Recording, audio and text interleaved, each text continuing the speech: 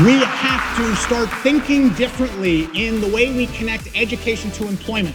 I'm working with districts across America to shift our thinking away from being in the education business because I believe we need to be in the competitive advantage business.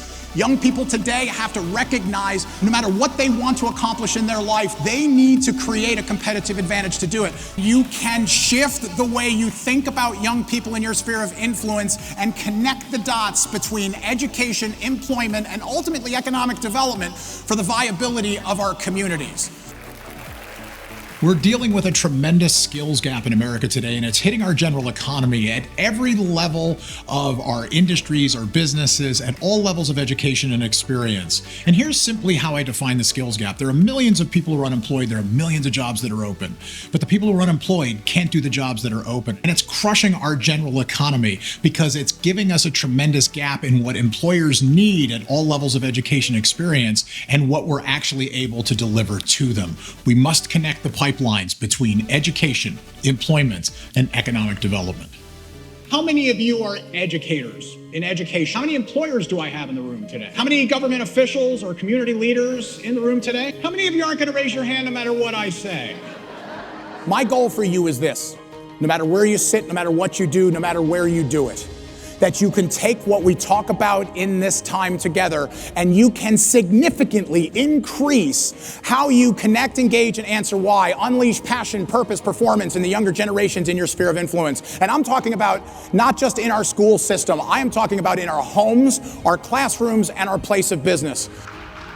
Everyone in industry, career and technical education, workforce, everyone needs to hear what he says. Mark is a generational expert, and he wants to empower other people to learn more about the new generations. So it gives me a frame of mind as I work with this upcoming generation.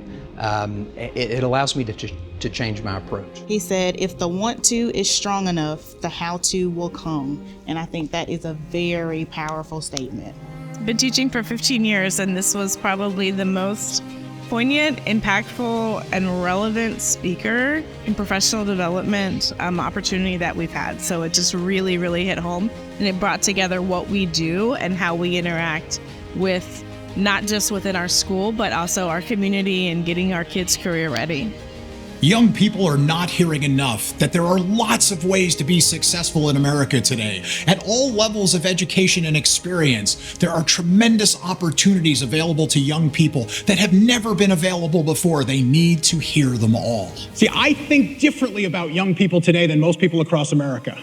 Most people in America think in terms of negative terms. Maybe you've heard some of the terms. What are some of those terms you hear out there about young people? Lazy. Lazy's always the first one that pops up. What's the second one?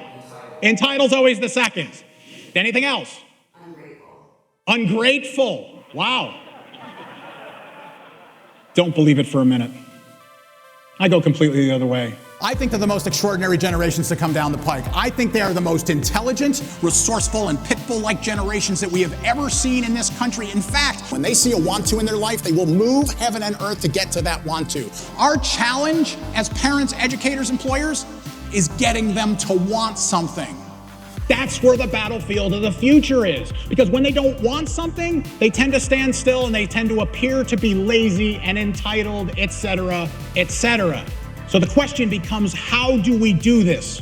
The light at the end of the tunnel is a simple concept. What does their career and lifestyle look like at the light at the end of their tunnel? The tunnel, that's the work, the labor, the effort, the skill development, the academic rigor. It's everything that's necessary for them to feel comfortable taking a step and then another step and another step towards something they want in their life. It's critical that they see something worth moving toward, and that's what we have to help them build.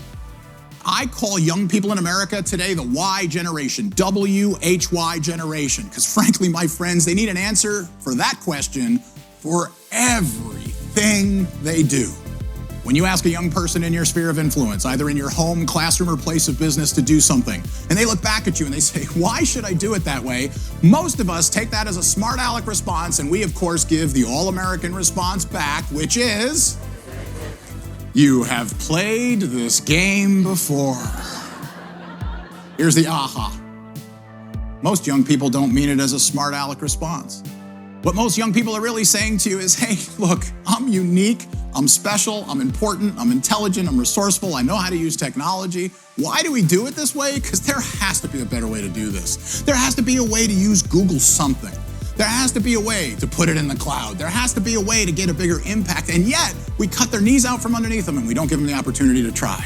There has to be purpose involved from their perspective. One of my favorite quotes of all time is simply from Plutarch, Greek philosopher around 100 AD, that simply says, the mind is not a vessel to be filled, but a fire to be kindled. My question to you, in a reflective way, are we largely trying to fill vessels, or are we kindling flames? Truth is, we have to do both. Young people today are very emboldened. In fact, most young people today think they're smarter than us.